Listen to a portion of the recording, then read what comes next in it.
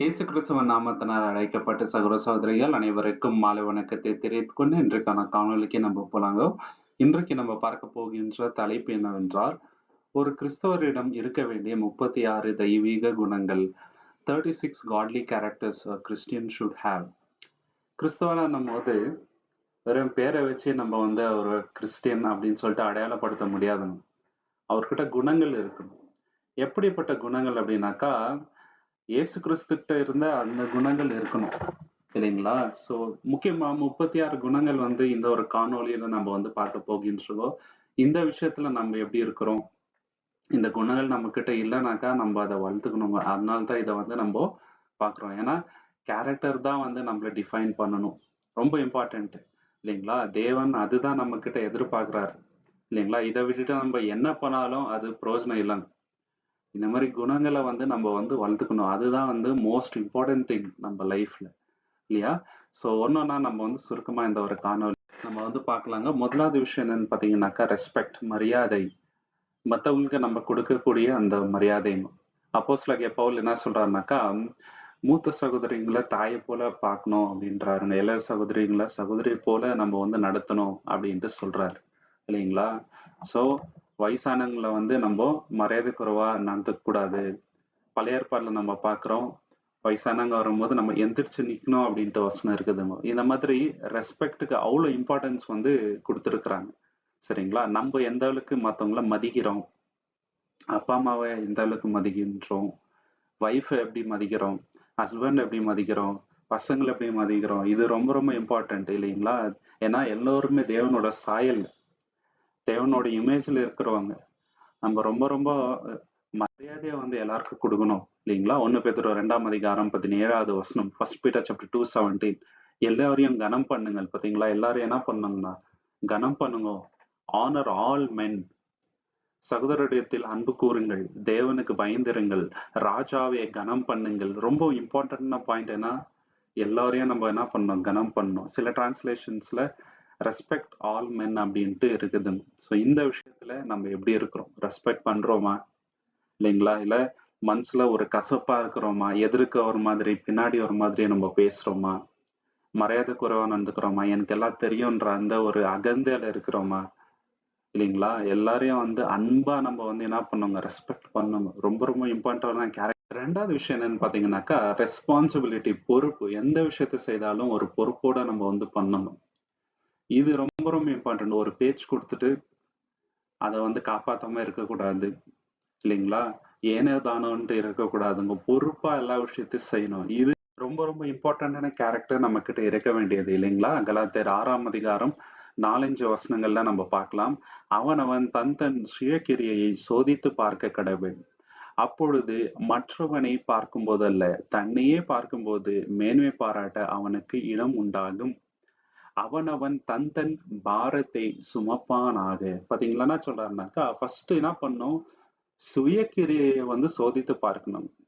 எந்த எண்ணத்துல நம்ம அந்த வேலையை பண்றோம், நம்ம பண்ண வேலை கரெக்டா இருக்குதா, நம்மளுடைய வேலையை சோதித்து பார்க்கும்போது அந்த மத்தவங்கள ஈஸியா கிரிட்டிசைஸ் பண்ணிடுவாங்க இல்லைங்களா?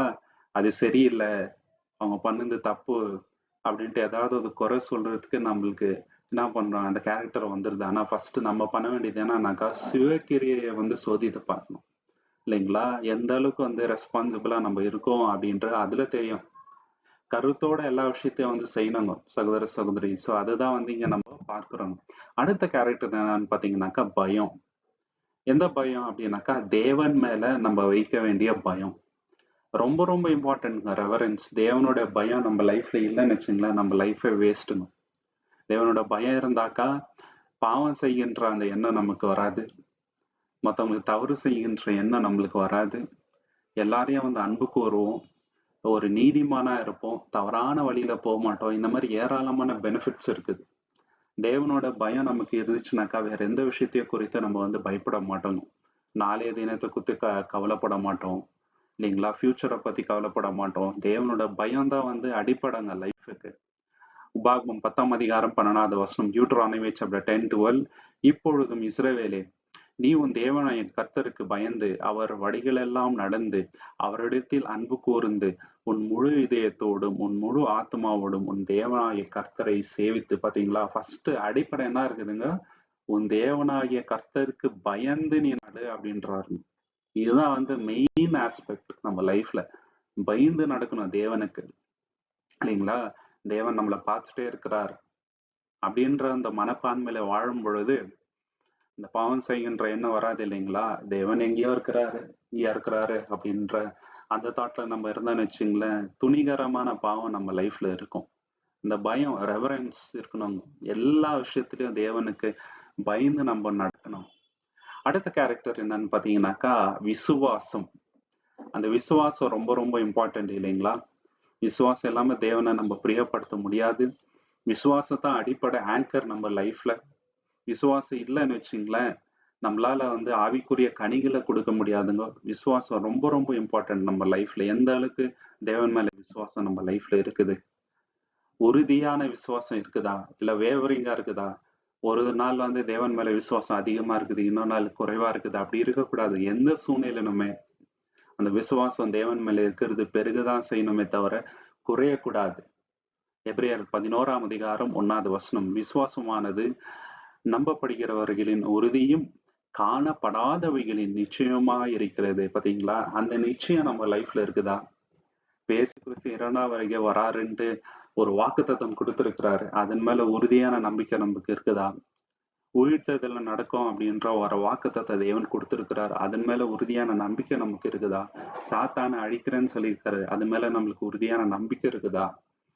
நம்மளுடைய கஷ்டங்கள் எல்லாம் போயிடும், கவலை கண்ணீர் எல்லாத்தையும் தேவன் துடைப்பார், கொஞ்ச காலம் இந்த கஷ்டம் அப்படின்ட்டு தேவன் வாக்குத்தத்தை கொடுத்திருக்கிறாருங்க. அதன் மேல நம்மளுக்கு விசுவாசம் இருக்குதா?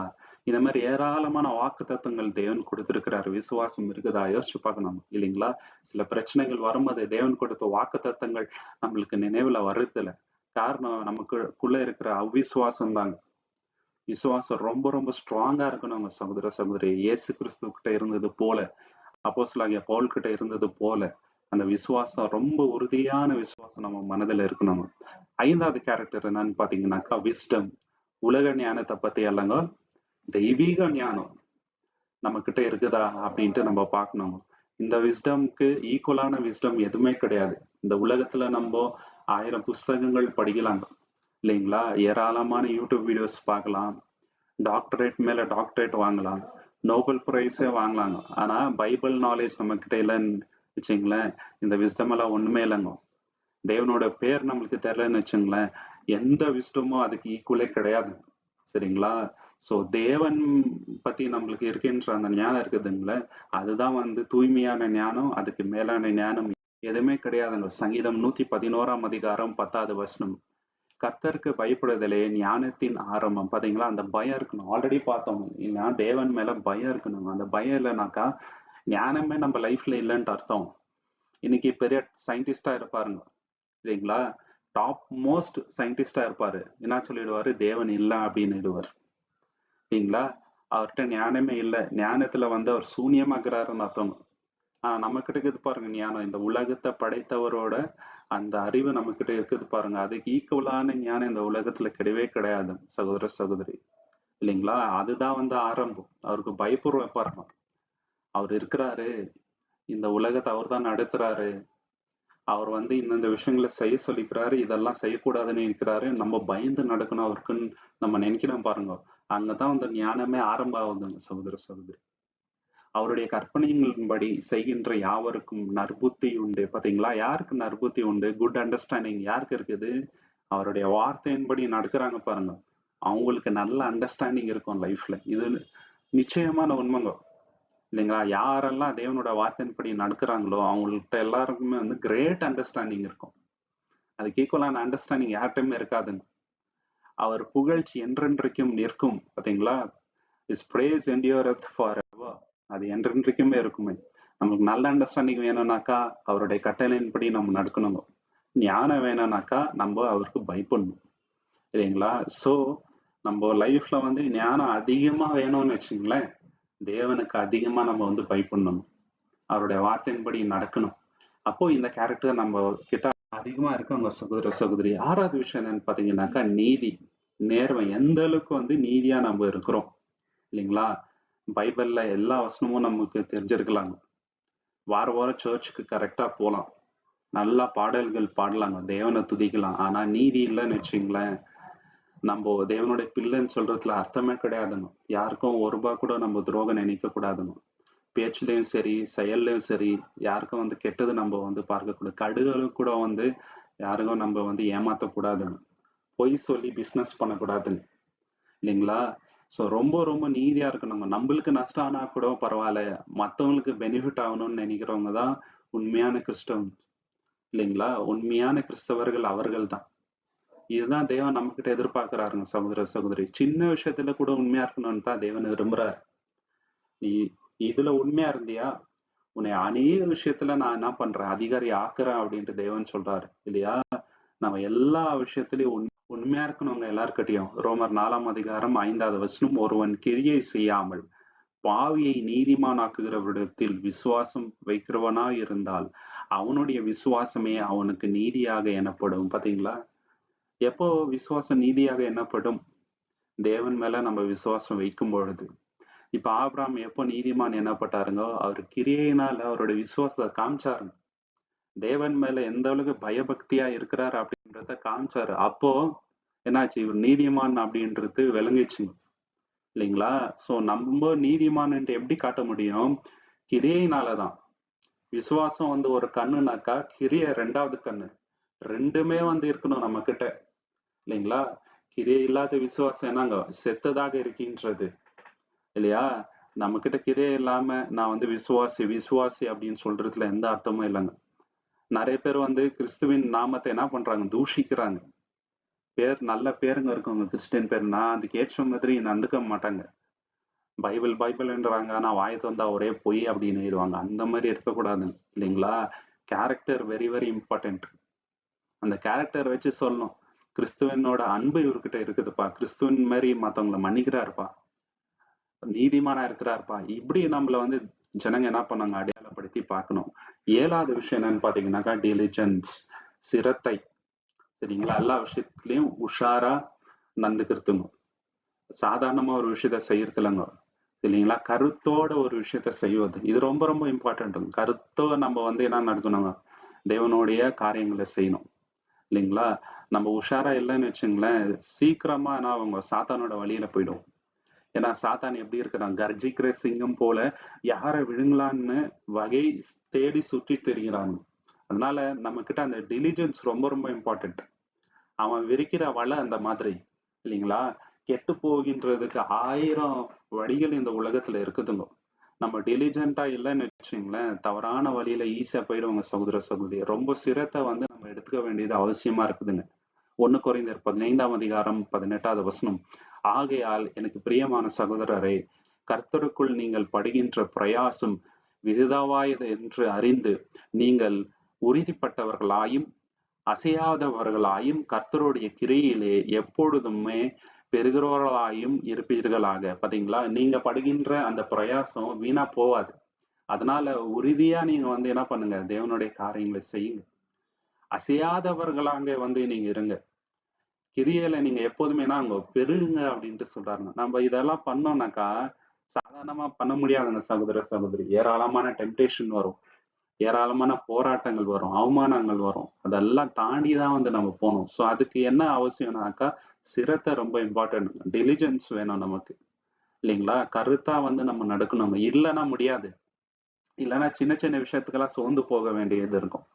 ஐயோ போதும்பா, யாருப்பா இவ்வளோ டெம்டேஷன் தாங்க முடியும், இவ்வளவு கஷ்டம் எனக்கு என்னத்துக்கு, இயேசு கிறிஸ்துவ விசுவாசிக்காதவனே நல்லா இருக்கிறானே, எந்த ஒரு பிரச்சனையும் இல்லையா அவன் லைஃப்ல, எனக்கே இவ்வளவு ப்ராப்ளம் வரும்ன்ற அந்த தாட் வந்துரும் இல்லைங்களா? டெலிஜென்ஸ் இல்லைனாக்கா. இல்லைன்னா டெலிஜென்ட்டோட நம்ம நடந்தோம்னு வச்சுங்களேன், ஐயோ இயேசு கிறிஸ்துவ விசுவாசிக்கிறவங்களுக்கு வந்த கஷ்டம் தான் எனக்கு வருது, அப்போஸ்தலனாகிய பவுலுக்கு வராத கஷ்டமா, ஒரு பேதுருக்கு வராத கஷ்டமா எனக்கு வந்திருக்குது, இதெல்லாம் தாங்கிக்கினாக்கா தான் எனக்கு பெரிதான மேன்மை கிடைக்க போகுது, இதெல்லாம் கொஞ்ச காலம், தேவன் பெரிதான மகிமையை தரப்போகின்றார், இதை வந்து நான் பொறுத்துக்கணும் அப்படின்ற அந்த ஒரு எண்ணம் நமக்கு வந்து வரங்க சகோதர சகோதரி. ஸோ இந்த கேரக்டர் வந்து எல்லா கிறிஸ்தவர்கள்ட்ட இருக்க வேண்டிய ஒரு கேரக்டருங்க. 8வது குணம் என்னன்னு பாத்தீங்கன்னாக்கா நற்குணம், குட்னஸ். நம்ம வந்து நல்லவங்களா இருக்கணுங்க. மெயின் அடிப்படை அதுதாங்க. கிறிஸ்டியனோட மெயின் கேரக்டர் என்ன? நல்லவங்க இல்லைங்களா? ஒரு மதர் தெரேசா ஏன் எல்லாருக்கும் பிடிக்குது? அவங்க வந்து ரொம்ப நல்லவங்களா இருந்தாருங்க இல்லைங்களா?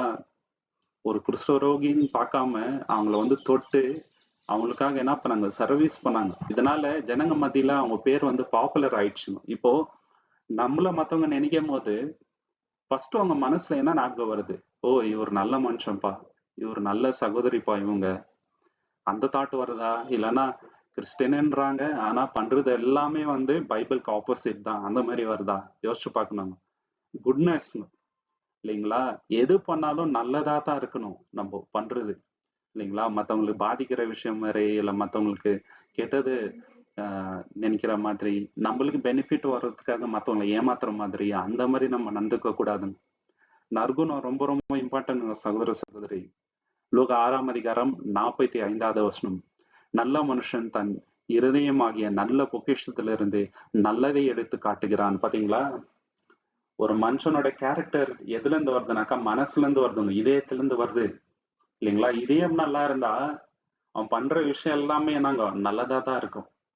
இதயத்துல இருக்கிற எண்ணங்கள் கெட்டதா இருந்தா அவன் பண்ற விஷயங்கள் எல்லாமே வந்து கெட்டதா தான் இருக்குங்க.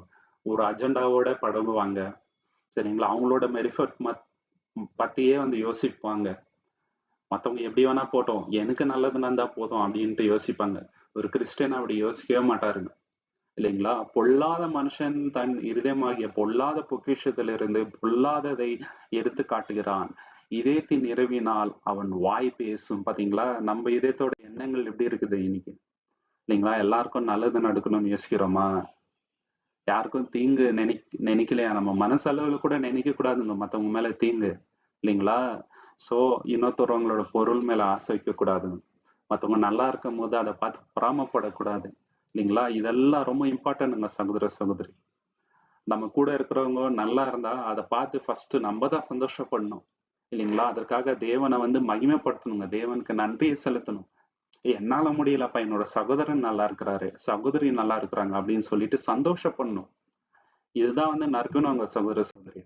அடுத்த கேரக்டர் என்னன்னு பாத்தீங்கன்னாக்கா கன்சிஸ்டன்சி, நிலைத்தன்மை. அப்படின்னாக்கா ஒரு விஷயத்த நம்ம ஸ்டார்ட் பண்றோம், கன்சிஸ்டன்டா பண்ணணும். இப்போ ஜெபம் பண்றோம், டெய்லி தொடர்ந்து பண்ணணுங்க. ஒரு நாள் ஜெபம் பண்றது, திருப்பி இன்னொரு நாள் விடுது, ஒரு நாள் பைபிள் படிக்கிறது, இன்னொரு நாள் படிக்காம இருக்கிறது சரிங்களா? அந்த மாதிரி இருக்கக்கூடாது. கன்சிஸ்டன்டா தொடர்ச்சியா ஒரு விஷயத்த வந்து நம்ம செய்யணும். ஒரு அப்போஸ்தலனாகிய பவுலை போல, இயேசு கிறிஸ்துவ போல விடாமுயற்சியோட கடைசி வரைக்கும் கன்சிஸ்டன்டா இருக்கணுங்க நம்ம எல்லா விஷயத்திலையும் இல்லைங்களா? அப்பதான் வந்து தேவனோட விஷயத்துல வந்து நம்ம நிலைத்து இருக்க முடியுங்க சகோதர சகோதரி. இது ரொம்ப இம்பார்ட்டன்டான கேரக்டர். சங்கீதம் 119ஆம் அதிகாரம் 4-6. உமது கட்டளைகளை நாங்கள் கருத்தாய் கை கொள்ளும்படி நீர் கற்பித்தீர். பாத்தீங்களா? எப்படி கை கொள்ளணும்? கருத்தாய் கை கொள்ளணும். சாதாரணமா கை கொள்ளக்கூடாது, கருத்தாய் கை கொள்ளணும். உமது பிரமாணங்களை கை கொள்ளும்படி என் நடைகளை சிறப்பட்டால் நலமாய் இருக்கும். பாத்தீங்களா? நடைகள் வந்து சிறப்படணும். எதுக்கு சிறப்படணும்? தேவனுடைய கட்டளைகளை கை கொள்ளும்படி. நான் உம்முடைய கற்பனைகளை எல்லாம் காண போகும்போது வெக்கப்பட்டு போவதில்லை. பாத்தீங்களா? ஒரு காலமும் வெக்கப்பட்டு போறதில்லை. ஸ்திரமா அதுல வந்து நடக்கணும் சரிங்களா? கன்சிஸ்டன்டா இருக்கணும் நம்மளோட நட. ஒரு நாள் வந்து தேவனோட வழியில நடக்கிறது, இன்னொரு நாள் வந்து தவறான வழியில போறது இல்லைங்களா?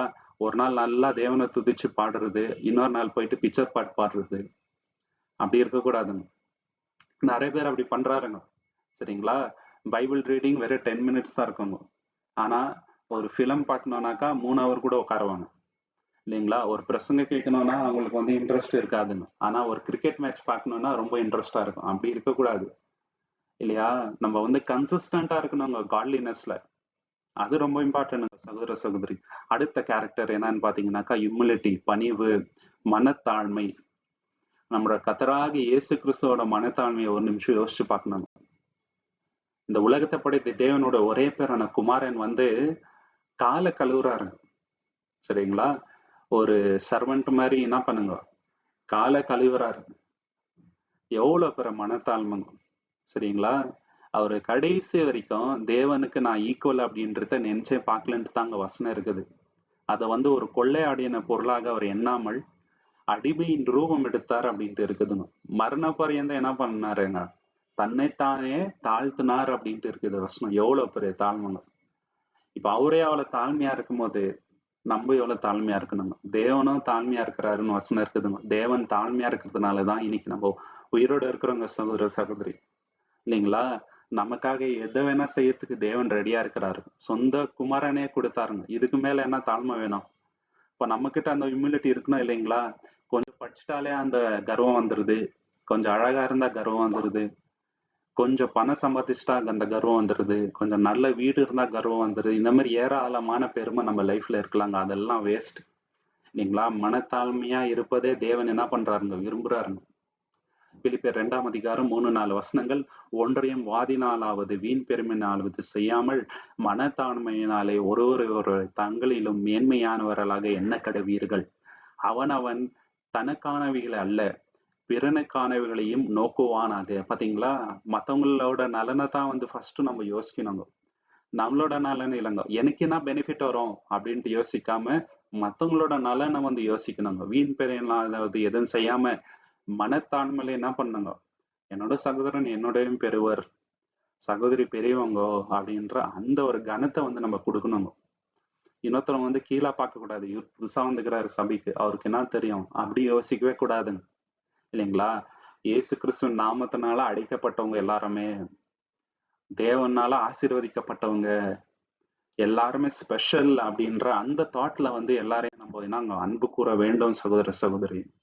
ஏன்னா இயேசு கிறிஸ்து எல்லாருக்காகவும் மறைத்திருக்கின்றார் இல்லைங்களா? யாரையும் வந்து நம்ம கீழே பார்க்க கூடாதுங்க.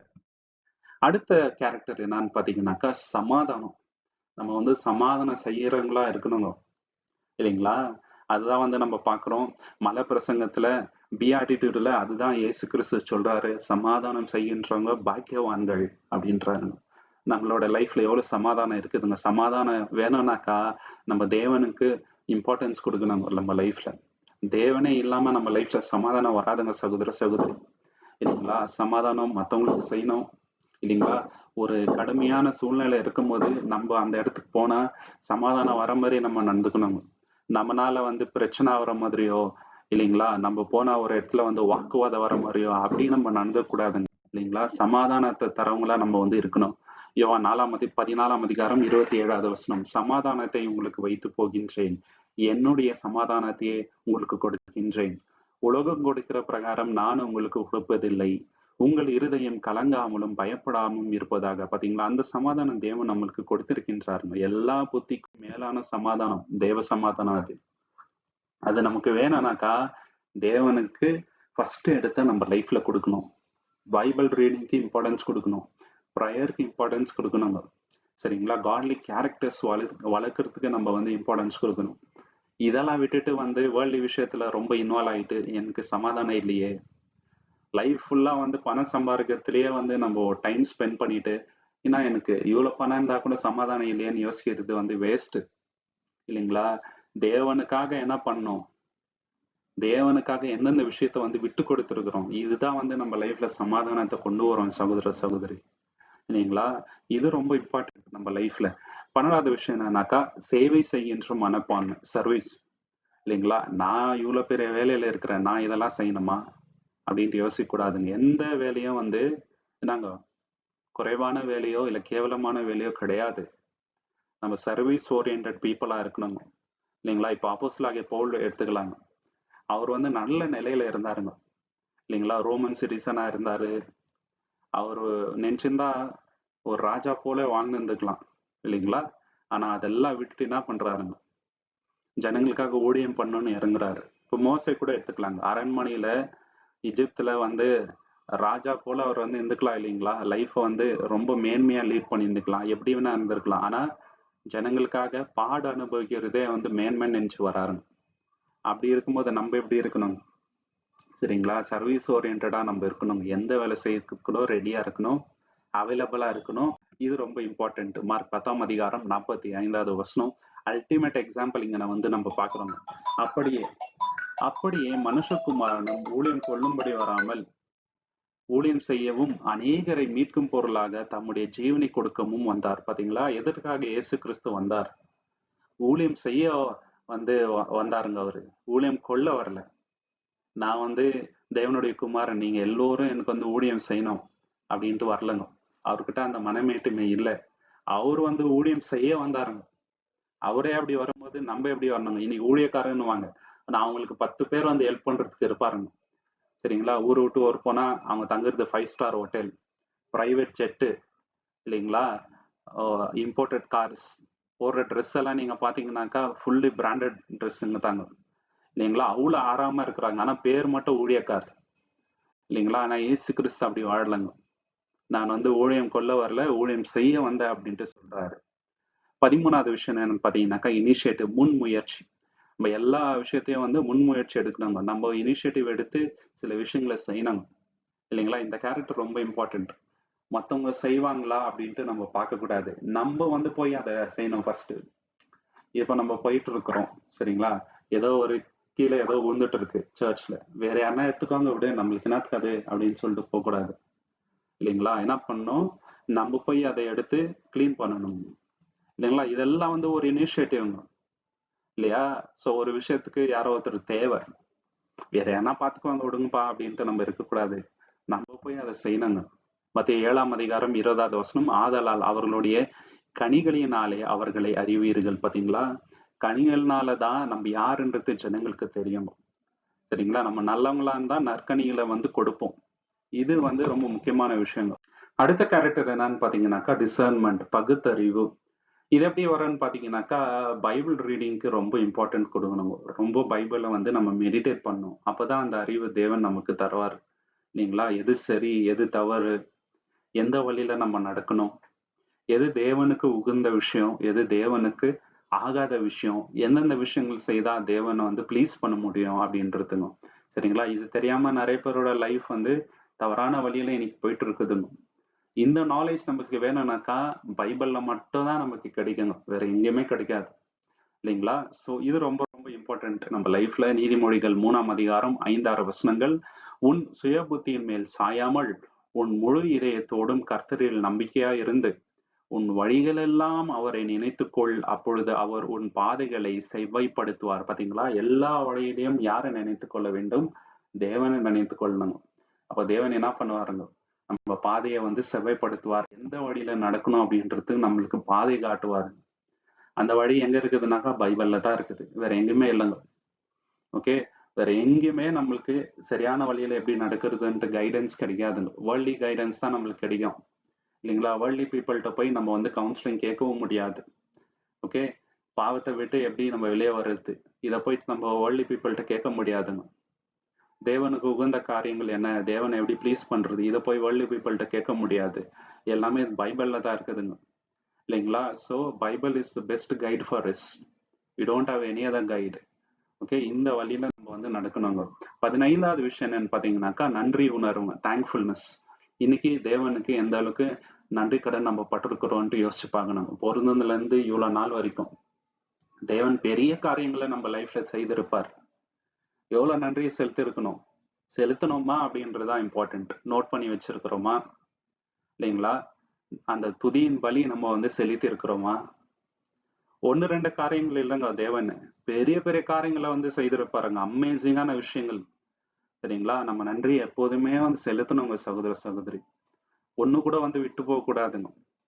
1000 காரியங்கள் நம்ம லைஃப்ல தேவன் செய்திருப்பார், இல்லைங்களா. அந்த அளவுக்கு நன்றியை நம்ம எப்போதுமே தேவனுக்கு செலுத்திட்டே இருக்கணுங்க. 1 தெசலோனிக்கர் 5ஆம் அதிகாரம் 16ல இருந்து 18 வரைக்குமே, எப்பொழுதும் சந்தோஷமாயிருங்கள், இடைவிடாமல் ஜெபம் பண்ணுங்கள், எல்லாவற்றிலேயும் ஸ்தோத்திரம் செய்யுங்கள், அப்படி செய்வதே கிறிஸ்து இயேசுக்குள் உங்களை குறித்து தேவனுடைய சித்தமாய் இருக்கிறது. தேவனுடைய சித்தம் என்னங்க? எப்போதுமே தேவனுக்கு நம்ம தேங்க்ஸ் சொல்லிட்டே இருக்கணும், இல்லைங்களா. நன்றி தகப்பனே, சாப்பாடுக்கு நன்றி, ட்ரெஸ், இருக்க இடம், சுவாசிக்கிறதுக்கு நல்ல காற்று, நல்ல சுற்றுச்சூழல், நல்ல சகோதர சகோதரி, நல்ல சபை, இன்னும் ஏராளமான விஷயங்கள் சொல்லிட்டே போலாங்க, சரிங்களா. நைட்டு தூங்குறோம்னாக்கா அந்த தூக்கம் தர்றது தேவன், எந்திரிக்கிறோம்னாக்கா எழுப்பினாரு தேவன், அதுக்கு தான் இன்னைக்கு நம்ம எந்திரிச்சிருக்கிறோம். ஒரு நாள் பாக்குறோம்னாக்கா தேவனுடைய கிருபை, இல்லைங்களா? இவ்வளவு தேவன் செய்யறாருங்க. எவ்வளவு நன்றிகள் நம்ம வந்து தெரிவிச்சிருக்கிறோம் தேவன் கிட்ட. எவ்வளவு பெண்டிங் இருக்கு இல்லைங்களா? சோ எப்போதுமே தேவனுக்கு நாங்க தேங்க்ஸ் பண்ணிட்டே இருக்கணும் இல்லைங்களா? அப்படி சொல்லனாக்கா நம்ம வந்து நாங்க நன்றி கேட்டவங்க ஆயிடுவோம். நன்றியை தெரிவிச்சுட்டே இருக்கணுங்க இல்லைங்களா? தேவன் சாதாரணமானவர் கிடையாதுங்க. அவர் பண்றது எல்லாமே நம்ம நல்லதுக்கு தாங்க சகோதர சகோதரி. So we have to thank God. இயேசு கிறிஸ்துவ நமக்காக கொடுத்தாருங்க. அதுக்கு எவ்வளவு நன்றியை நம்ம வந்து செலுத்தினாலும் போதவே போதாதுங்க சகோதர சகோதரி. 16வது விஷயம் என்னன்னு பாத்தீங்கன்னாக்கா பியூரிட்டி, தூய்மை. தூய்மை நம்ம கிட்ட பரிசுத்தம் இருக்கணும். தேவன் பரிசுத்தத்தை எதிர்பார்க்கிறாருங்க. பேச்சிலையும் சரி, செயல்லையும் சரி, நடத்திலையும் சரி, ஒரு பியூரிட்டி இருக்கணும். சங்கீதம் 51ஆம் அதிகாரம் 10வது வசனம், தேவனே சுத்த இதயத்தை என்னிலே சிருஷ்டியும், நிலைவரமான ஆவியை என் உள்ளத்தில் புதுப்பியும். பாத்தீங்களா? சுத்தமான இதயத்தை தாங்கன்றாரு. இன்னொரு இடத்துல, நான் பேசுற பேச்சு உமக்கு எப்போதுமே உகந்ததா இருக்கட்டும், என்னோட சிந்தை உமக்கு உகந்ததா இருக்கட்டும் தேவனே அப்படின்னு கேட்கிறாருங்க. இந்த மாதிரி நம்ம ஜெபம் பண்ணியிருக்கிறோமா? பேச்சுலயும் சரி, சிந்தையிலயும் சரி, நடத்திலையும் சரி, எல்லாமே வந்து உமக்கு உகந்த காரியங்களே நான் செய்யணும் தேவனே. உமக்கு விரோதமான காரியங்களை நான் வந்து நினைச்சு கூட பார்க்க கூடாதுப்பா. பரிசுத்தமான எண்ணங்கள் எனக்குள்ள இருக்கட்டும்பா, பியூரான தாட்ஸ் வரட்டும் அப்படின்ட்டு நம்ம ப்ரே பண்றோமா? ஏன்னா அசுத்தமான தாட்ஸ் தான் இந்த உலகத்துல இருக்கிறதுங்க. கெட்டு போகின்ற வழிகள் தான் 1000 இல்லைங்களா? பரிசுத்தமான தாட்ஸ் வரணும்னாக்கா நம்ம ரொம்ப ரொம்ப நம்ம லைஃபை தேவனுக்கு டெடிகேட் பண்ணா மட்டும்தான் முடியும் இல்லைங்களா? இல்லைன்னா ஈஸியா வந்து அசுத்தமான தாட்ஸ் நம்ம லைஃப்ல வரும்.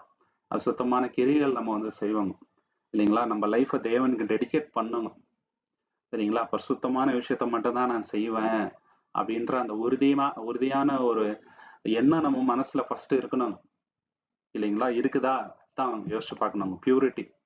பியூரிட்டிக்கு எவ்வளவு இம்பார்ட்டன்ஸ், பரிசுத்தத்துக்கு எவ்வளவு இம்பார்ட்டன்ஸ் நம்ம லைஃப்ல கொடுக்குறோம் அப்படின்றது. அடுத்த விஷயம் என்னன்னு பாத்தீங்கன்னாக்கா மனமகிழ்ச்சி. தேவனுக்குள்ள சந்தோஷமா இருப்பதுங்க. Be joyful in God. சரிங்களா?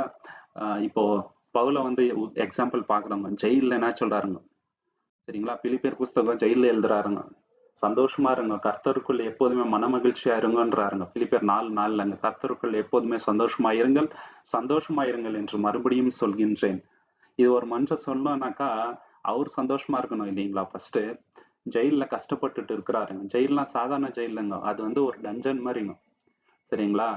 ஒரு டாய்லெட் வசதி கூட இருக்காது இல்லைங்களா? ஒரு மாதிரி குழி மாதிரி இருக்கும், ரொம்ப டேஞ்சரஸா இருக்கும். அந்த மாதிரி இடத்துல இருந்து என்ன சொல்றாரு? சந்தோஷமா இருங்கள் அப்படின்றாரு. படாத கஷ்டம் கொஞ்சம் நெஞ்சம் இல்லைங்க. இன்னொரு இடத்துல ஜெயில போட்டு இருக்கிறாங்க. நைட்ல வந்து அவரும் சைலஸும் 2 பேரும் சேர்ந்து என்ன பண்றாருங்க? சந்தோஷமா தேவனை துதிச்சு பாட்டு பாடுறாருங்க. பாருங்க, இவ்வளவு இடுக்கமான கஷ்டமான சூழ்நிலையில கூட தேவனுக்குள்ள எவ்வளவு மனமகிழ்ச்சியா இருக்கிறாங்க. நம்ம இருக்கிறோமா? இல்ல சின்ன விஷயத்துக்கெல்லாம் சோர்ந்து போகின்றோமா? யோசிச்சு பார்க்கணுங்க. தேவனுக்குள்ள இருக்கிற அந்த மனமகிழ்ச்சி இருக்குது பாருங்க, அதுதான் வந்து எந்த அளவுக்கு தேவன் மேல விசுவாசமா இருக்கிறோன்றதுக்கு ஒரு விட்னஸ், ஒரு எடுத்துக்காட்டுங்க நம்ம லைஃப்ல இல்லைங்களா? எது நடந்தாலும் தேவன் பார்த்துக்குவாருப்பா. தேவனுக்குள்ள நான் சந்தோஷமா இருப்பேன். என் தேவன் பெரியவர். அவருக்கு இதெல்லாம் லேசான காரியம். எதை குறித்தும் நான் கவலைப்படக்கூடாது. தேவன் வாக்குத்தத்தத்தை கொடுத்திருக்கிறாரு. நான் தேவனுக்குள்ள சந்தோஷமா இருப்பேன். தேவனை எப்போதுமே நான் துதிப்பேன். தேவனுக்கு நன்றி செலுத்துவேன் அப்படின்ட்டு ரொம்ப ரொம்ப சந்தோஷப்படுறாங்க. அப்போஸ்தலர்ஸ கூட நீங்க இயேசு கிறிஸ்துவ நாமத்தை வந்து போதிக்க கூடாதுன்னும் போது அவங்க போய் போதிக்கிறாங்க. அப்ப நாங்க கொண்டு போய் அடிக்கிறாங்க. அப்ப அவங்க வந்து சந்தோஷப்படுறாங்க. இயேசுவின் நாமத்து நிமித்தம் எனக்கு அடி வந்துச்சா, அதுல எனக்கு சந்தோஷம்ன்ட்டு சந்தோஷப்பட்டு வராங்க பாருங்க. அந்த சந்தோஷம் நமக்குள்ள இருக்கணும் சகோதர சகோதரி. 18வது விஷயம் என்னன்னு பாத்தீங்கன்னாக்கா அன்பு. அன்பு ரொம்ப இம்பார்ட்டன்ட் இல்லைங்களா? தேவனுடைய அன்பு நம்ம கிட்ட இருக்கணும். கிறிஸ்துவின் அன்பு இருக்கணும். அன்பா எல்லார்கிட்டையும் நடந்துக்கணுங்க. அன்பு இல்லைனாக்கா கிறிஸ்டியன்னு சொல்றதுல எந்த ஒரு அர்த்தமும் இல்லைங்க. இதுதான் வந்து ஃபவுண்டேஷன் இல்லைங்களா? அன்புதான் வந்து ஆதாரம். சோ அன்புனால எந்த அளவுக்கு அன்புல நம்ம பெருகி இருக்கிறோம். இன்னைக்கு யோசிச்சு பார்த்தா நம்ம லைஃப்ல யார் மேல நான் கசப்பு, வெறுப்பு, பொறாமை, வெஞ்சன்ஸ் எடுக்கணும்ன்ற எண்ணம் 10 வருஷம் 20 வருஷம் பேசாம யார்கிட்டனா நம்ம இருக்கிறோமா இல்லைங்களா? யாருக்குன்னா துரோகம் பண்ணியிருக்கிறோமா? இன்னும் யாராவது ஒருத்தரை மன்னிக்காம இருக்கிறோமா? யோசிச்சு பார்க்கணும். இதெல்லாம் இருந்தாக்கா நம்ம தூய்மையான அன்பு நமக்குள்ள இல்லைன்னு அர்த்தங்க சகோதர சகோதரி. விட்டு கொடுக்கணுங்க, மன்னிக்கணுங்க, இறக்க காட்டணுங்க. அதுதான் அன்போட கேரக்டர். 1 கொரிந்தியர் 13ஆம் அதிகாரம் 4-8 நமக்கு நல்லா தெரிஞ்ச வசனம் தாங்க. ஆனா அருமையான வசனங்க. அன்பு நீடிய சாந்தமும் தயமுள்ளது, அன்புக்கு பொறாமை இல்லை, அன்பு தன்னை புகழாது, இருமாப்பா இராது, அயோக்கியமானதை செய்யாது, தற்பொழிவை நாடாது, சினமடையாது, தீங்கு நினையாது, அநியாயத்தில் சந்தோஷப்படாது, சத்தியத்தில் சந்தோஷப்படும், சகலத்தையும் தாங்கும், சகலத்தையும் விசுவாசிக்கும், சகலத்தையும் நம்பும், சகலத்தையும் சகிக்கும், அன்பு ஒரு காலம் ஒழியாது. தீர்க்க தரிசனங்கள் ஆனாலும் ஒழிந்து போம், அந்நிய பாஷைகள் ஆனாலும் ஒழிந்து போம், அறிவானாலும் ஒழிந்து போம். பாத்தீங்களா, அன்பு ஒரு காலம் ஒழியாது. என்ன அருமையான வசனங்கள் இல்லைங்களா? இந்த அன்பு நம்ம கிட்ட இருக்குதுங்களா? யோசிச்சு பார்க்கணும் இல்லைங்களா? அன்புனாலதான் நம்ம வந்து படுத்தப்படுவோம். அன்புதான் வந்து நம்மள இன்னும் காலியான பர்சனா மாத்துங்க. அந்த அன்பு இல்லைன்னு வச்சுங்களேன், நம்ம கிட்ட எவ்வளவு நாலேஜ் இருந்தாலும் வேஸ்ட் தான். அதுதான் அப்போஸ்தலனாகிய பவுல் தெளிவா இங்க சொல்றாருங்க. முதலாவது விஷயம் என்னன்னு பாத்தீங்கன்னாக்கா, நம்பகத்தன்மையா இருக்கணுங்க, ட்ரஸ்ட்வொர்த்தி பர்சனா இருக்கணுங்க. நம்மள ஒருத்தர் நினைச்சு பார்க்கும் போது, இவர்கிட்ட இந்த வேலை கொடுத்தா இவரை நம்பலாம்பா, இவர்கிட்ட இந்த விஷயம் சொன்னா இவர் வந்து யார்கிட்டயும் சொல்லாம அவர் மனசுக்குள்ளே வச்சு பார்ப்பா, நம்பலாம் இவரை அப்படின்ற அந்த ட்ரஸ்ட்வொர்த்தினஸ் நம்ம கிட்ட இருக்கணும். ஒரு டிமோத்தியை போல பவுல் அவரை வந்து ரொம்ப நம்புறாருங்க, சபையாரை வந்து நம்புறாங்க. அந்த மாதிரி நண்பகத்தன்மை நம்ம கிட்ட இருக்கணுங்க சகோதர சகோதரி. எபிரேயர் 10:23 வசனம், அல்லாமலும் நம்முடைய நம்பிக்கை அறிக்கையிடுதலில் அசைவில்லாமல் உறுதியாக கடவோம். வாக்குத்தத்தம் பண்ணினவர் உண்மையுள்ளவராய் இருக்கின்றார். பாத்தீங்களா, கடைசி வரைக்கும் வேவரிங் இல்லாம நம்ம உறுதியா நிக்கணுங்க இல்லைங்களா? ட்ரஸ்ட்வொர்த்தியா இருக்கணும். நம்மள தேவன் அழைத்திருக்கிறாருனாக்கா சும்மா இல்லைங்க, கடைசி வரைக்கும் நம்ம உறுதியா இருக்கணும்னு தான் அழைத்திருக்கிறார். நம்ம அந்த ட்ரஸ்ட்வொர்த்தி பர்சனா இருக்கணும் இல்லைங்களா? ஜனங்க வந்து நம்மள நம்பணுங்க. இவர்கிட்ட இந்த விஷயம் சொன்னாக்கா செய்வாரு, இவரை வந்து நம்ம முழுமையா நம்பலாம். மாறாக ஐயோ அவரை நம்ப முடியாதுப்பா, அவர் சொல்றது ஒண்ணு செய்யறது ஒண்ணு, அப்படி இருக்கக்கூடாதுங்க சகோதர சகோதரி. ட்ரஸ்ட்வொர்த்தி பர்சனா நம்ம வந்து இருக்கணும். 20வது விஷயம் என்னன்னு பாத்தீங்கன்னாக்கா பொறுமை, பேஷன்ஸ். சின்ன சின்ன விஷயத்துக்கு கோவப்படக்கூடாது, பொறுமையை இழக்கக்கூடாதுங்க இல்லைங்களா? இயேசு கிறிஸ்து கிட்ட பொறுமை இருந்துச்சு. தேவன் கிட்ட எப்படிப்பட்ட பொறுமை இருக்குதுங்க? நீடிய பொறுமை, லாங் சஃபரிங் இல்லைங்களா? ஒரு விவசாயி வந்து பயிர் வைக்கிறாருனாக்கா மழை வர வரைக்கும் பொறுமையா இருப்பாருங்க இல்லைங்களா? அந்த மாதிரி பொறுமை நம்ம கிட்ட இருக்கணுங்க சகோதர சகோதரி. சத்தியத்துல இவ்வளவு வருஷம் நம்ம இருந்து கூட சின்ன சின்ன விஷயத்துக்கெல்லாம் ஷார்ட் டெம்பர் ஆகி கோவப்படுறோம்னு வச்சுங்களேன், நம்ம சத்தியத்துல இருக்கிறதுல அர்த்தமே கிடையாது. பொறுமை வந்து ஜாஸ்தியா இருக்கணுங்க இல்லைங்களா? இயேசு கிறிஸ்துவ எவ்வளவு அவமானப்படுத்தினாங்க, எவ்வளவு கேவலப்படுத்தினாங்க, அடிச்சாங்க, அவர் அவ்வளவு பொறுமையா இருந்தாரு. அந்த அளவுக்கு பொறுமை நம்ம லைஃப்ல வரலன்னு வச்சுங்களேன், we are living a life, vainful life தான். சங்கீதம் 27:13-14, நானும் ஜீவனுள்ள தேசத்தில் கர்த்தருடைய நன்மையை காண்பேன் என்று விசுவாசி இருந்தால் கெட்டு போயிருப்பேன். பாத்தீங்களா, ஜீவனுள்ள தேசத்துல தேவனுடைய நன்மை நான் காண்பேன், அந்த ஒரு நம்பிக்கை என்கிட்ட இருக்குதுன்ட்டு சொல்றாருங்க அவரு. கர்த்தருக்கு காத்திரு, அவர் உன் இதயத்தை ஸ்திரப்படுத்துவார். திடமனதாயிருந்து கர்த்தருக்கே காத்திரு. அந்த காத்திருக்கின்ற அந்த ஒரு தன்மை நம்ம இருக்கணுங்க. பொறுமை இல்லைன்னா காத்திருக்க முடியாது. இயேசு கிறிஸ்து 2வது வருகை கூட ரொம்ப பொறுமையா நம்ம காத்திருக்கணுங்க. அதே விசுவாசத்தோட, அதே பரிசுத்தத்தோட, அதே திடமனதோட நம்ம வந்து காத்திருக்கணும். ஐயோ வரத்துக்குன்னு நாள் இருக்குதுப்பா, எப்படி வேணா நம்ம இருக்கலாம், அவர் வரத்துக்கு ரொம்ப சமீபமான நாள் வரும்போது நம்ம மனம் திரும்பிக்கலான்ற தாட்ல கூட சில பேர் இருக்காங்க. அப்படி இருக்கக்கூடாதுங்க இல்லைங்களா? நம்ம வந்து அந்த உறுதியோட கடைசி வரைக்கும் இருக்கணும். அடுத்த கேரக்டர் என்னன்னு பாத்தீங்கன்னாக்கா கீழ்ப்படிதல். தேவனுக்கு எல்லா விஷயத்திலையும் கீழ்ப்படியணும். சில பேர் எப்படின்னாக்கா அவங்களுக்கு கம்ஃபர்ட்டா இருக்கிற விஷயத்துல மட்டும் கீழ்ப்படிவாங்க, மத்த விஷயத்துல எல்லாம் கீழ்ப்படிய மாட்டாங்க. காட் நம்ம கிட்ட எக்ஸ்பெக்ட் பண்றது 100% கீழ்ப்படிதலுங்க. 99.9% கூட கிடையாது, 100%. அது சொல்கின்ற எல்லா விஷயத்திலயும் நம்ம வந்து கீழ்ப்படிதலா இருக்கணும் தான் தேவன் விரும்புறாரு. யோவான் 14:21 வசனம், என் கற்பனைகளை பெற்றுக்கொண்டு அவைகளை கைக்கொள்கிறவனே என்னிடத்தில் அன்பாய் இருக்கின்றான். என்னிடத்தில் அன்பாய் இருக்கிறவன் என் பிதாவுக்கு அன்பாய் இருப்பான். நானும் அவனில் அன்பாயிருந்து அவனுக்கு என்னை வெளிப்படுத்துவேன் என்றார். பாத்தீங்களா, நம்மளோட லவ் எதன் மூலமா காட்ட முடியும்? இயேசு கிறிஸ்துவோட கட்டளைகளை கீழ்ப்படியது மூலியமா தான் இயேசு கிறிஸ்துவ எவ்வளவு லவ் பண்றோம் அப்படின்றத காட்ட முடியும். அவரை லவ் பண்றது மூலியமா பிதாவையும் நம்ம வந்து லவ் பண்றோம்னு காட்டுவோம் இல்லைங்களா? அவரும் நம்மள வந்து லவ் பண்றேன்றாரு சரிங்களா? யாரோடையோ லவ்வுக்கு நம்ம வந்து ஏங்குறோம் இந்த உலகத்துல. இயேசு நம்மள லவ் பண்றேன்றாருங்க. எதை வச்சு? நம்மளோட கீழ்ப்படிதலை வச்சு. எவ்வளவு கீழ்ப்பட்டு இருக்கிறோம் இல்லைங்களா? கீழ்ப்படியணுங்க, எல்லா விஷயத்தையும் கீழ்ப்படியணுங்க. கீழ்ப்படிதல் வேணும்னாக்கா நம்ம கிட்ட ஃபர்ஸ்ட் மனத்தாழ்மை இருக்கணும். கேட்கிற காது இருக்கணும் இல்லைங்களா? கேட்கறதுக்கு தீவிரமா இருக்கணும். அப்பதான் கீழ்ப்படிய முடியும். வசனத்தை நம்ம வந்து கேட்கிறோம் எந்த அளவுக்கு கீழ்ப்பட்டு இருக்கிறோம், அந்த வசனத்துக்கு ஏற்றபடி நம்மளுடைய வாழ்க்கையை மாற்றிக்கொண்டு இருக்கிறோமா? இத்தனை வருஷம் ஆயிருக்குது இல்லைங்களா? எந்தெந்த விஷயத்த வந்து நம்ம மாத்திட்டு இருக்கிறோம்? கோவத்தை மாத்தி இருக்கிறோமா இல்லைங்களா? மத்தவங்களை பொறாமைப்படுற அந்த எண்ணத்தை மாத்தி கொண்டு இருக்கிறோமா? சரிங்களா? கசப்பு மாத்தி கொண்டு இருக்கிறோமா? எவ்வளவு விஷயத்த சேஞ்ச் பண்ணியிருக்கிறோம், யோசிச்சு பார்க்கணும். அப்படி சேஞ்ச் பண்ணலன்னா ஒன்னும் கீழ்ப்படிதல் நம்ம லைஃப்ல இல்லைன்னு அர்த்தங்க சகோதர சகோதரி. அடுத்த விஷயம் என்னன்னு பாத்தீங்கன்னாக்கா ஜென்டில்னஸ் இல்லைங்களா? தயவு செய்வது மத்தவங்களுக்கு. இது ரொம்ப இம்பார்ட்டன்ட். மத்தவங்க கஷ்டப்படும் போது அதை பார்த்துட்டு சும்மா போக கூடாது. இயேசு கிறிஸ்து ஒருத்தர் கஷ்டப்படும் போது பார்த்துட்டு அப்படியே கடந்து போகின்றவர் கிடையாதுங்க. ஜென்டிலா அவங்களுக்கு உதவி செய்வார். நம்ம கிட்ட அந்த ஜென்டில்னஸ் இருக்கணுங்க.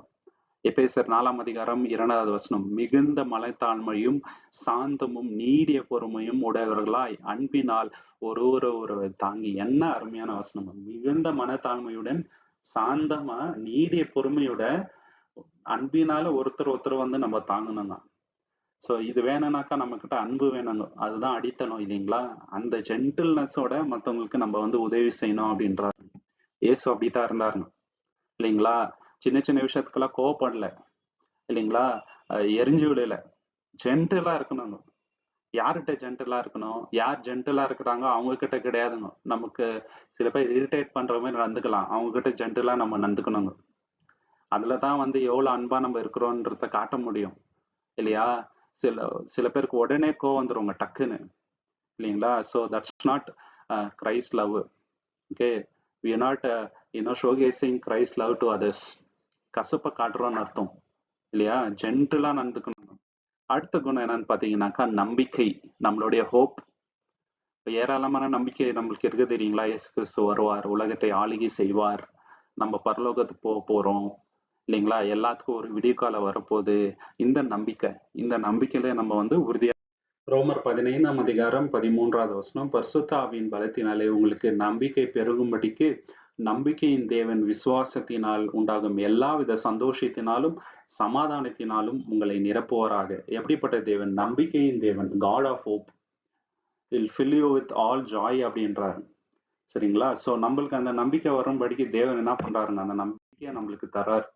அந்த நம்பிக்கை நம்மளுக்கு பெருகணும்னாக்கா நம்ம தேவன் கொடுத்த எல்லா வாக்குத்தத்தின் மேல விசுவாசம் வைக்கணும். அது ரொம்ப முக்கியமான விஷயம். அடுத்த கேரக்டர் என்னன்னு பாத்தீங்கன்னாக்கா தைரியமா. தேவனோட பிள்ளைகள் எதுக்குமே பயப்படக்கூடாது. தேவனை தவிர வேற எந்த விஷயத்துக்கும் நம்ம வந்து பயப்படக்கூடாதுங்க. தைரியமா வந்து இயேசு கிறிஸ்து மேல இருக்கிற விசுவாசத்தை நம்ம அறிக்கையிடணும். வெக்கப்படக்கூடாதுங்க சகோதர சகோதரி. இது ரொம்ப முக்கியமான விஷயம். பாகம் 31:6, டியூட்டராமி 31:6, நீங்கள் பெலன் கொண்டு திடமனதாயிருங்கள், அவர்களுக்கு பயப்படவும் திகையவும் வேண்டாம். உன் தேவனாய கர்த்தர் தாமே உன்னோடு கூட வருகின்றார். அவர் உன்னை விட்டு விலகுவதும் இல்லை, உன்னை கைவிடுவதும் இல்லை என்று சொன்னான். பாத்தீங்களா? பெலன் கொண்டு திடமனதா இறை. தேவன் எப்போதுமே கூட இருக்கிறார். அந்த எண்ணத்துல எப்போதுமே தைரியமா இருக்கணும். யார் எனக்கு என்ன செய்ய முடியும்? என்னுள் இருக்கிறவர் மிகப்பெரியவர், இந்த உலகத்துல இருக்கிறவங்களும் பார்க்கலாம் அப்படின்ற அந்த எண்ணத்தோட நம்ம வந்து வாழணுங்க சகோதர சகோதரி. எதற்குமே பயப்படக்கூடாதுங்க. பயந்தா எதுவுமே லைஃப்ல சாதிக்க முடியாதுங்க. ஆனா தேவனுக்கு பயந்தான்னு வச்சுங்களேன், பெரிய காரியங்களை தேவன் நம்ம மூலியமா செய்வார். அடுத்த விஷயம் என்னன்னு பாத்தீங்கன்னாக்கா அறிவு, நாலேஜ். எப்படிப்பட்ட நாலேஜ்? பிப்ளிக்கல் நாலேஜ்னு. சரிங்களா? சோ இது தேவன் தராருங்க. நீதிமொழிகள் 9ஆம் அதிகாரம் 10வது வசனம், கர்த்தருக்கு பயப்படுதலே ஞானத்தின் ஆரம்பம், பரிசுத்தரின் அறிவே அறிவு. எது அறிவு? Knowledge of the holy is understanding அப்படின்றாருங்க. இந்த அறிவு. ஓகே, சோ அவரை பத்தி இன்னும் அதிகமா நம்ம தெரிஞ்சுக்கணும்னாக்கா அகைன் நம்ம வேதத்துக்கு இம்பார்ட்டன்ஸ் கொடுக்கணுங்க. ஸோ எந்த அளவுக்கு அவரை வந்து அதிகமா நம்ம தெரிஞ்சுக்கிறோமோ அந்த அளவுக்கு அறிவு நம்ம லைஃப்ல வந்து பெருகும். ஸோ இந்த அறிவு வந்து பெருகி இருக்கிறா, இல்ல நான் வந்து பெரிய பெரிய கோர்ஸ் எல்லாம் பண்ணியிருக்கிறேன், வேர்ல்டு நாலேஜ் அதிகமா இருக்குது, எனக்கு அறிவு ஜாஸ்தி இருக்குது, நம்மளே நம்ம வந்து நினைச்சுக்கிறோமா? இல்லைங்க. பைபிள் வந்து சின்ன வயசுல இருந்து நான் படிச்சுட்டு இருக்கேன், என்ன இப்போ புதுசா இருக்க போகுது அப்படின்னு நினைக்க கூடாதுங்க. நம்ம தினந்தோறும் படிக்கணுங்க. இன்னும் நிறைய விஷயங்கள் தேவனை வெளிப்படுத்திட்டே இருப்பாருங்க. நம்மள அண்டர்ஸ்டாண்டிங் வந்து பெருகிட்டே இருக்கும் சகோதர சகோதரி. அது வந்து ஸ்டாப்பேஜே கிடையாது அதுக்கு இல்லைங்களா? சோ நம்ம இதுக்கு மட்டும் சோர்ந்தே போகக்கூடாது. இந்த அறிவுல வந்து நம்ம பெருகிட்டே இருக்கணும். 26வது விஷயம் என்னன்னு பாத்தீங்கன்னாக்கா இன்டெகிரிட்டி, ஞானயம் இல்லைங்களா? பாவம் செய்கின்ற அந்த சூழ்நிலை வந்தா கூட தேவனுடைய சத்தியத்துல வந்து நான் ரொம்ப நிலைத்திருப்பது, உண்மையாக இருப்பது, அதுதான் வந்து இன்டெகிரிட்டி இல்லைங்களா? சோ சத்தியத்தின் வழியில எப்போதுமே நம்ம வந்து நீதிமொழிகள் 10ஆம் அதிகாரம் 9வது வசனம், உத்தமமாய் நடக்கிறவன் பத்திரமாய் நடக்கிறான், கோணலான வழிகளில் நடக்கிறவனோ கண்டுபிடிக்கப்படுவான். பாத்தீங்களா? உத்தமமாய் நடக்கிறவர் தான் பத்திரமா இருக்காரு இல்லைங்களா? கெட்டு போறதுக்கு ஏராளமான வழிகள் இருக்குதுங்க. ஆனா நம்ம உத்தமமா நடக்கணும். சரிங்களா? தேவன் இதுதான் சரின்னு சொல்லியிருக்கிறாரு, இததான் நான் செய்வேன். உலகமே வந்து இந்த விஷயத்த செய்ய சொன்னாலும் நான் செய்ய மாட்டேன். பொய் சொல்லாம இந்த உலகத்துல பொழிக்க முடியாது அப்படின்னுவாங்க. தேவனுக்கு அது அருவருப்பு, நான் வந்து சொல்ல மாட்டேன் அப்படின்னு தான் நம்ம வந்து இருக்கணுங்க. இதுதான் வந்து இன்டெகிரிட்டி. சரிங்களா? நம்மளுடைய விஷயத்துல வந்து நம்ம எப்போதுமே விட்டு காம்ப்ரமைஸே ஆகக்கூடாதுங்க. தேவன் சொல்கின்ற விஷயத்துல நம்ம வந்து காம்ப்ரமைஸே ஆகாம உறுதியாக கடைசி வரைக்கும் வந்து உத்தமமா நம்ம வந்து நடக்கணுங்க. 27வது விஷயம் என்னன்னு பாத்தீங்கன்னாக்கா பெருந்தன்மை. உதாரத்துவமா ஊழியத்துக்கு ஹெல்ப் பண்றது, மத்தவங்களுக்கு ஹெல்ப் பண்றதுங்க இல்லைங்களா? தேவன் கொடுத்த ஆசீர்வாதத்தை மத்தவங்கள்ட்ட ஷேர் பண்றது. இந்த கேரக்டர் எவ்வளவு நம்ம கிட்ட இருக்குது இல்லைங்களா? சோ இதுல வந்து நம்ம யோசிச்சு பார்க்கவே கூடாதுங்க. தேவன் நம்மள டெஸ்ட் பண்றாருங்க. நிறைய விஷயத்த கொடுப்பாரு இல்லைங்களா? ஞானத்தை கொடுப்பாரு, பொருளாதாரம் நல்லா நம்மளுக்கு வந்து தருவாரு. எதற்காகனாக்கா அதை வச்சுட்டு நம்ம என்ன பண்றோம்னு பாப்பாருங்க இல்லைங்களா? நம்ம கிட்டே நம்ம வந்து வச்சுட்டு இருந்தோம்னு வச்சுங்களேன், தேவனுக்கு அது பிடிக்காதுங்க.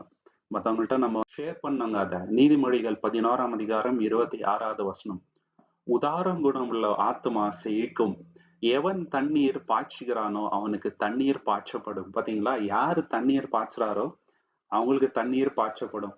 அப்படின்னா யாரு தேவன் கொடுக்கிற ஆசீர்வாதத்தை மத்தவங்கள்ட்ட ஷேர் பண்றாங்களோ அவங்களுக்கு தேவன் என்ன பண்ணுவாருங்க, அதிகமா ஆசீர்வதிப்பார் இல்லைங்களா? நம்ம கிட்ட எல்லாம் நம்ம வச்சுட்டு வச்சுங்களேன், அதுல எந்த பிரயோஜனமும் இல்லைங்க. உதாரணத்துக்கு பர்னபா எடுத்துக்கலாம். மனப்பூர்வமா என்ன பண்றாருங்க, ஊழியத்துக்கு தாங்குறாரு அவரு. இந்த கேரக்டர் எங்கத்துல இருந்து வருது சரிங்களா? இது ஒரு காட்லி கேரக்டர். இந்த கேரக்டரை வந்து நம்ம வந்து வளர்த்துக்கணுங்க சகோதர சகோதரி. 28வது விஷயம் என்னன்னு பாத்தீங்கன்னாக்கா ஒரு குறிக்கோளோட நம்ம வாழணுங்க, ஒரு பர்பஸா வாழணும். ஏதோ வாழ்ந்தோம், லைஃப் ஓடுது இல்லைங்களா? இன்னைக்கு நம்ம லைஃப் என்ஜாய் பண்ணோம், ஒரு நாள் போயிடுச்சு, அப்படி இல்லைங்க. தேவனோட நாம மகிமைக்கென்றே நம்ம வாழணும், ஒரு குறிக்கோளோட வாழணும். இறுக்கமான வாசல் வழியில நான் நடப்பேன், தேவனோட நாமத்தை வந்து நான் மகிமைப்படுத்துவேன், இயேசு கிறிஸ்துவ பத்தி நான் நிறைய பேர்கிட்ட எடுத்து சொல்லுவேன் அப்படின்ற அந்த குறிக்கோள். பாவத்தை வந்து நான் விடுவேன், தேவனோட பலத்தை பெற்றுக்கொண்டு என்னால வந்து பாவத்தை ஜெயிக்க முடியும் அப்படின்ற ஒரு பர்பஸோட வந்து நம்ம லைஃப் லீட் பண்ணணும். பர்பஸ் இல்லாத லைஃப் வந்து லைஃபே கிடையாது ஆக்சுவலி இல்லைங்களா? கொலோசியர் 3ஆம் அதிகாரம் 23வது வசனம், நீங்கள் கர்த்தராகி கிறிஸ்துவை சேவிக்கிறதுனாலே சுதந்திரமாகிய பலனை கர்த்தராலே பெற்றீர்கள் என்று அறிந்து. பாத்தீங்களா? நீங்க எதை செய்தாலும் எப்படி செய்யுங்க, கர்த்தருக்கு செய்யறோம் அப்படின்ட்டு செய்யுங்க, மனப்பூர்வமா செய்யுங்க. And whatsoever you do it heartily as to the Lord and not unto men. பாத்தீங்களா? நீங்க பண்றது யாருக்கு? கர்த்தருக்கு, தேவனுக்கு தான் பண்றீங்க. நீங்க வந்து மனுஷருக்கு பண்ணல. அதனால எதை செய்தாலும் மனப்பூர்வமா பண்ணுங்க அப்படின்ட்டு சொல்றாருங்க. இந்த எண்ணம் நம்ம கிட்ட இருக்கணுங்க சகோதர சகோதரி. 29வது விஷயம் என்னன்னு பாத்தீங்கன்னாக்கா செல்ஃப் கண்ட்ரோல். தேவனோட பிள்ளை கிட்ட இருக்க வேண்டிய முக்கியமான பாயிண்ட் செல்ஃப் கண்ட்ரோல். ஏன்னா இது இல்லைன்னு வச்சுங்களேன், ஈஸியா பாவம் செய்யும். இப்போ யோசேப்பு, அவர்கிட்ட செல்ஃப் கண்ட்ரோல் இருந்ததுனாலதான் இன்னைக்கு வரைக்கும் அவரை பத்தி நம்ம பேசுறோம் இல்லைங்களா? ஒருவேளை அவர் அன்னைக்கு பாவம் செய்திருந்தா நம்ம வந்து இன்னைக்கு வரைக்கும் அவரை பத்தி நெகட்டிவா பேசியிருப்போம். தாவீது ராஜாவை இன்னைக்கு வரைக்கும் ஜனங்க ஏன் நெகட்டிவா பேசுறாங்க? அவர்கிட்ட அந்த செல்ஃப் கண்ட்ரோல் அன்னைக்கு இல்லாம போயிடுச்சு இல்லைங்களா? செல்ஃப் கண்ட்ரோல் ரொம்ப ரொம்ப இம்பார்ட்டன்ட். நீதிமொழிகள் 25ஆம் அதிகாரம் 28வது வசனம், தன் ஆவியை அடக்காத மனுஷன் மதிலிடுந்த பாழான பட்டணம் போல் இருக்கின்றான். பாத்தீங்களா? புரோக்கன் வால்ஸ் இருக்கிற ஒரு சிட்டி மாதிரி இருக்கிறான் அப்படின்ட்டு சொல்றாருங்க. யாரு? செல்ஃப் கண்ட்ரோல் இல்லாத மனுஷன் இல்லைங்களா? ஆனா செல்ஃப் கண்ட்ரோல் இருக்கிற மனுஷன் தான் பாக்கியவான் அப்படின்ட்டு இல்லைங்களா? இயேசு கிறிஸ்துவிட்ட செல்ஃப் கண்ட்ரோல் இருந்தது, அப்போஸ்தலனாகிய பவுல் கிட்ட இருந்ததுங்க. எல்லோருக்கும் பிரசவம் பண்ற நான் தான் வீட்டுக்கு வந்துட்டு என்ன பண்றேன், நான் வந்து என்ன கண்ட்ரோல் பண்ணிக்கிறேன் அப்படின்றாரு இல்லைங்களா? சோ அந்த மாதிரி இருக்கணுங்க நம்ம சகோதர சகோதரி. 30வது கேரக்டர் என்னன்னு பாத்தீங்கன்னாக்கா கைண்ட்னஸ். மத்தவங்களுக்கு கருணை காட்டுறது, கைண்டா இருக்கணும் மத்தவங்களுக்கு. பசியார் யாராவது இருக்கிறாங்கனாக்கா அவங்களுக்கு சாப்பாடு கொடுக்கணும் இல்லைங்களா? யாராவது நம்ம கிட்ட உதவி கேட்டு வரும்போது நம்மளால செய்ய முடிஞ்சா இமீடியட்டா செய்யணும் இல்லைங்களா? இது தேவனுடைய கேரக்டருங்க. இயேசு கிறிஸ்துவோட கேரக்டர் கைண்ட்னஸ் காட்டுறது, மத்தவங்களுக்கு வந்து ஹாஸ்பிட்டபிளா இருக்கிறது இல்லைங்களா? அப்படி இல்லைன்னு வச்சுங்களேன், வாழ்ற வாழ்க்கைக்கு அர்த்தம் இல்லைங்க சகோதர சகோதரி. இப்படி எல்லாம் பண்ணிதான் நம்ம வந்து கிறிஸ்துவின் அந்த அன்பை ஒருத்தவங்கள்ட்ட ஷேர் பண்ண முடியுங்க. எபேசியர் 4:32 ஒருவர் தயவாயும் மன உருக்கமாயும் இருந்து கிறிஸ்துவுக்குள் தேவன் உங்களுக்கு மன்னித்தது போல நீங்களும் ஒருவருக்கொருவர் மன்னியுங்கள். பாத்தீங்களா? தயவாய் மன உருக்கமாய் இருந்து கிறிஸ்துவுக்குள் தேவன் மன்னித்தது போல நீங்க மத்தவங்களை மன்னிக்கணும் அப்படின்றாரு. என்ன அருமையான வார்த்தை! Be tender hearted, be kind and to one another அப்படின்றாரு. இந்த மாதிரி கேரக்டர் நம்ம கிட்ட இருக்கணும். எவ்வளவு கைண்ட்னஸ் மத்தவங்கள்ட்ட நம்ம காட்டி இருக்கிறோம்? ரொம்ப இருக்க மன உள்ளமா இருக்கிறோமா? யாரையும் மன்னிக்காம இருக்கிறோமா? மத்தவங்க கஷ்டப்படும் போது பார்த்துட்டு அப்படியே கடந்து போகின்றோமா? ஒரு சகோதரர் பசியா இருக்கிறாரு, அது நமக்கு நல்லாவே தெரியும். நம்ம கிட்ட ஹெல்ப் பண்றதுக்கு கேப்பபிலிட்டி இருக்குது, ஆனாலும் அவருக்கு ஹெல்ப் பண்ணாம இருக்கிறோம்னு வச்சுங்களேன், தேவன் நிச்சயமா நம்மள வந்து கொஸ்டின் பண்ணுவாரு. ஏன் நீ அன்னைக்கு அவருக்கு ஹெல்ப் பண்ணாத விட்டுட்ட அப்படின்ட்டு, இல்லைங்களா? அப்படி நம்ம இறுக்கமா இருக்கக்கூடாதுங்க சகோதர சகோதரி. அப்படிப்பட்ட விசுவாசத்துக்குள்ள நம்ம அழைக்கப்படலங்க. கிறிஸ்துவின் அன்புக்குள்ள நம்ம வந்திருக்கிறோங்க சகோதர சகோதரி. கிறிஸ்துவன் அன்பு எப்படிப்பட்டது? தன்னுடைய ஃப்ரெண்டுக்காக உயிரை கொடுக்கக்கூடிய அந்த அன்புங்க. அதுலயும் மேலான அன்பு எதுவும் இல்லைன்ட்டு பைபிள் சொல்லுது. உயிரை கொடுக்கறதுக்கு கூட நாங்க ரெடியா இருக்கணுங்க. 31வது விஷயம் என்னன்னு பாத்தீங்கன்னாக்கா விடாமுயற்சி. சரிங்களா? சின்ன சின்ன விஷயத்துக்கெல்லாம் விட்டு கொடுக்க நம்ம போக கூடாதுங்க. அந்த விடாமுயற்சி நம்ம கிட்ட இருக்கணுங்க. இயேசு கிட்ட இருந்தது விடாமுயற்சி, அப்போஸ்தலனாகிய பவுல் கிட்ட இருந்தது விடாமுயற்சி, இல்லைங்களா? நம்ம கீழே விழுவோம், ஆனா விழுந்தது அப்படியே இருக்க மாட்டாங்க. தேவனை நம்மளை எழுப்பி விடுறாரு. சரிங்களா? நீதிமான் 7 தடவை இருந்தா கூட தேவன் என்ன பண்றாரு? தூக்கி தூக்கி விடுறாரு. சரிங்களா? நம்ம வந்து திடமனதோட நடக்கணுங்க. திரும்பி உலகத்துக்கு போக கூடாதுங்க.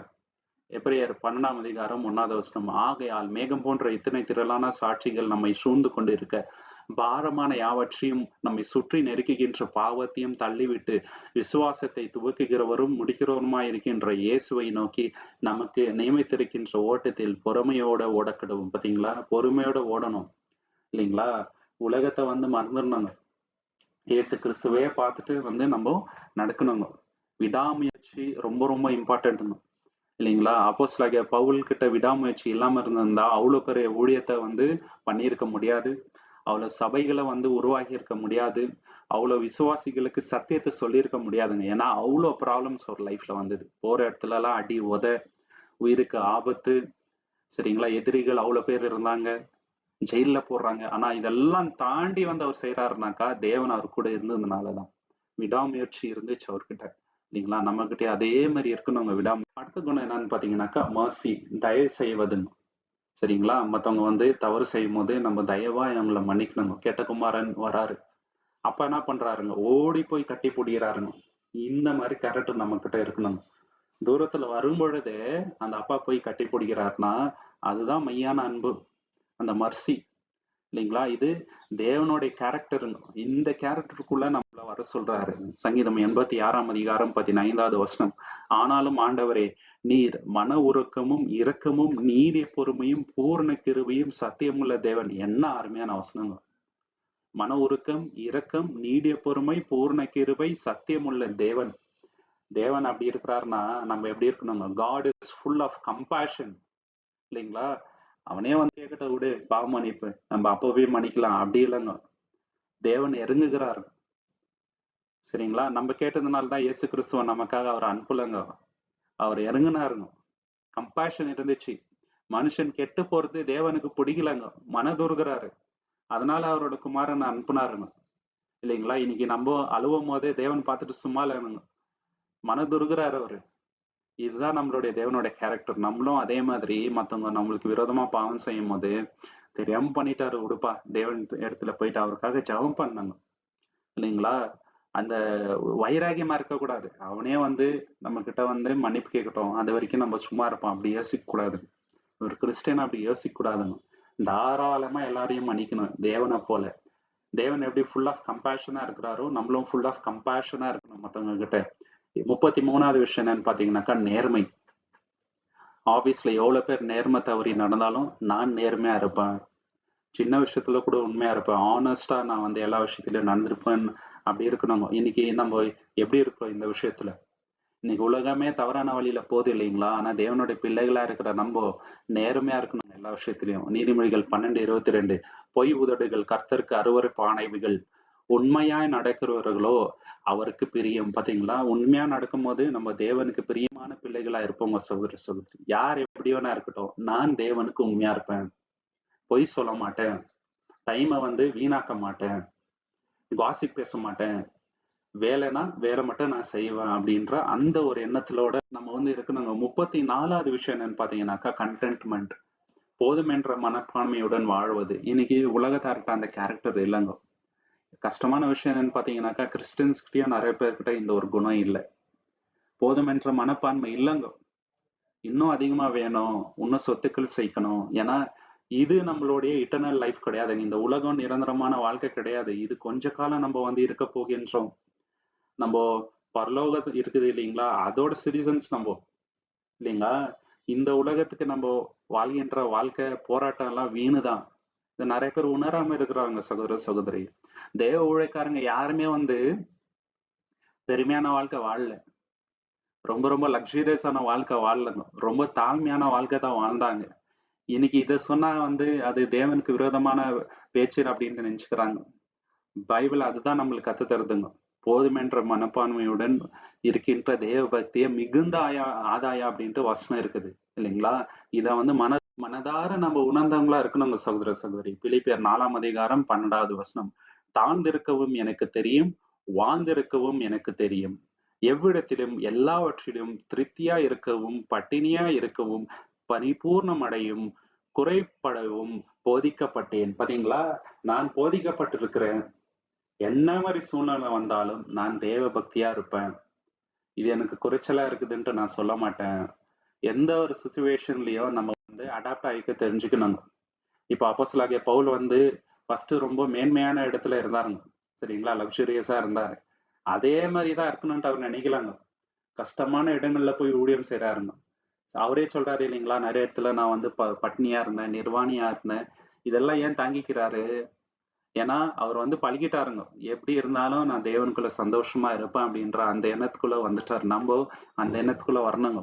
இதுதான் வந்து முக்கியமான கேரக்டர் நம்ம கிட்ட வேண்டியதுங்க சகோதர சகோதரி. லக்ஸுரிக்குள்ள நம்ம பழகிடக்கூடாதுங்க. சில பேருக்கு இது இருந்தாதான் சாப்பிடுறது, இந்த மாதிரி இடத்துல தான் படுப்போம், இந்த மாதிரி பிராண்டு தான் நான் யூஸ் பண்ணுவேன் அப்படின்ட்டு இருப்பாங்க. அப்படி ஒரு கிறிஸ்தவன் இருக்கவே கூடாது சரிங்களா.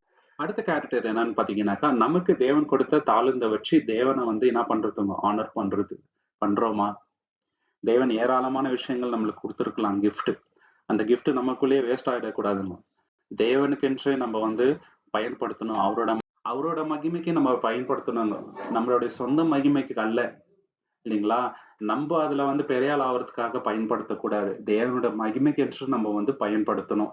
இன்னைக்கு உட்காந்து நம்ம யோசிக்கணுங்க, தேவன் இவ்வளவு டேலண்ட் எனக்கு கொடுத்துருக்கிறாரு, இவ்வளவு வரன்கள் கொடுத்துருக்கிறாரு, தேவனுக்கென்று நான் பயன்படுத்தினேனா இல்ல அதை வந்து வேஸ்ட் பண்ணிட்டு இருக்கிறேனா? நிறைய பேருக்கு நல்லா பாடுற டேலண்ட் இருக்குங்க, ஆனா தேவனோட மகிமைக்கு அதை பயன்படுத்த மாட்டாங்க. பேசுற டேலண்ட் இருக்கும், இன்னும் ஏராளமான டேலண்ட் இருக்குங்க, ஆனா அது அப்படியே அவங்ககிட்டயே இருக்குங்க, வேஸ்டா. நம்ம பயன்படுத்தணும் இல்லைங்களா. அந்த தாளந்த வந்து மண்ணுல புதைச்சு வைக்க கூடாதுங்க சகோதரி. லாஸ்ட் கேரக்டர் என்னன்னு பாத்தீங்கன்னாக்கா, நம்ம வந்து மத்தவங்களுக்கு ஒரு மாதிரியா இருக்கணும். எதுல? தேவனை ஃபாலோ பண்றதுல இல்லைங்களா. நம்மளோட லைஃப் வந்து மத்தவங்களுக்கு ஒரு இன்ஸ்பிரேஷனா இருக்கணும். இவரை போல நான் தேவனை ஃபாலோ பண்ணணும், இவரை போல நான் தேவனுக்கு உண்மையா இருக்கணும் அப்படின்ட்டு. ஸோ அந்த மாதிரி ஒரு லைஃப் நம்ம வாழ்ந்துட்டோம்னு வச்சுங்களேன், நிச்சயமாக ஒரு தேவனுக்கு சாட்சி கொடுக்கிற ஒரு வாழ்க்கையா இருக்கும். அப்போஸ்தலனாகிய பவுல் அப்படித்தான் இருந்தார். 1 கொரிந்தியர் 11ஆம் அதிகாரம் 1வது வசனம். நான் கிறிஸ்துவை பின்பற்றுகிறது போல நீங்கள் என்னை பின்பற்றுங்கள். பாத்தீங்களா, நான் வந்து கிறிஸ்துவை பின்பற்றுறேன், நீங்க வந்து என்ன பின்பற்றுங்கன்ட்டு அவ்வளவு உறுதியா சொல்றாரு. இன்னைக்கு நம்மளால சொல்ல முடியுங்களா? யோசிச்சு பார்க்கணும். அப்படி சொல்ல முடியலன்னா நம்ம மாத்திக்க வேண்டிய விஷயங்கள் அநேகம் இருக்குதுங்க நம்ம லைஃப்ல. ஸோ இவ்வளவு கேரக்டர்ஸை வந்து நம்ம வளர்த்துக்க வேண்டியதா இருக்குதுங்க சகோதர சகோதரி. இன்னைக்கு நம்ம தேவனிடத்துல ஜெபம் செய்து எதுலலாம் நம்ம வந்து குறைவா இருக்கிறோமோ அதுல வந்து நம்ம நிறைவாகும்படி தேவனிடத்துல பலத்தை பெற்றுக்கொண்டு இந்த கேரக்டர்ஸ் எல்லாம் நம்ம வந்து வளர்த்துக்கலாம். தேவன் தாமே இந்த வசனங்களை ஆசீர்வதிப்பாராக. உங்களுக்கு இந்த காணொளி பிடிச்சிருந்தா லைக் பண்ணுங்க, ஷேர் பண்ணுங்க, சப்ஸ்கிரைப் பண்ணுங்க. தேவனோட நாமத்துக்கு என்றென்றுமே மகிமை உண்டாவதாக. நீங்கள் கொடுக்கின்ற எல்லா ஆதரவுக்கும் நன்றிங்க. Thank you so much. ஆமேன். கூடிய சீக்கிரம் இன்னொரு காணொளியில நம்ம எல்லாருமே தேவனோட சித்தம் இருந்தால் சந்திக்கலாம்.